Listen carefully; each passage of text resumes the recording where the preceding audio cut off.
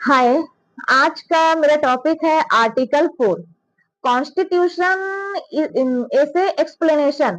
आज हम समझेंगे कि भारतीय संविधान के आर्टिकल 4 के बारे में। आर्टिकल 4 का संबंध आर्टिकल 2 और आर्टिकल 3 से है। जब भी संसद किसी नए राज्य का निर्माण करती है या किसी राज्य की सीमा, नाम या क्षेत्र में बदलाव करती है तो उससे उस बदलाव को लागू करने के लिए आर्टिकल 4 का उपयोग किया जाता है। इसके सबसे महत्वपूर्ण पॉइंट यह है कि पहला, ऐसे बदलाव के लिए संविधान को अलग से बड़ा संशोधन करने की जरूरत नहीं है। दूसरा, पार्लियामेंट इसे सिंपल लॉ, साधारण कानून के जरिए लागू कर सकती है। अगर आप सरल भाषा में इसको समझेंगे तो आर्टिकल 4 यह बताता है कि नए राज्य बनाने या पुराने राज्यों में बदलाव करने के बाद उसे संविधान में आसानी से लागू कैसे किया जाएगा।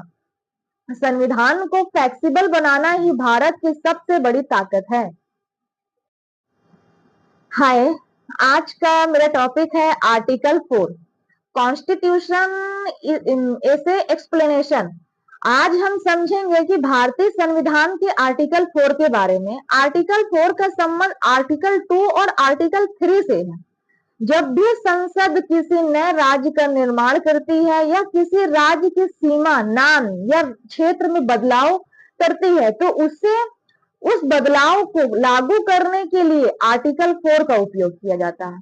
इसके सबसे महत्वपूर्ण पॉइंट यह है कि पहला, ऐसे बदलाव के लिए संविधान को अलग से बड़ा संशोधन करने की जरूरत नहीं है। दूसरा, पार्लियामेंट इसे सिंपल लॉ, साधारण कानून के जरिए लागू कर सकती है।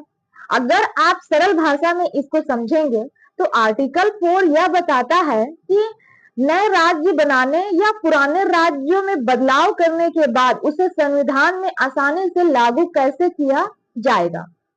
संविधान को फ्लेक्सिबल बनाना ही भारत की सबसे बड़ी ताकत है।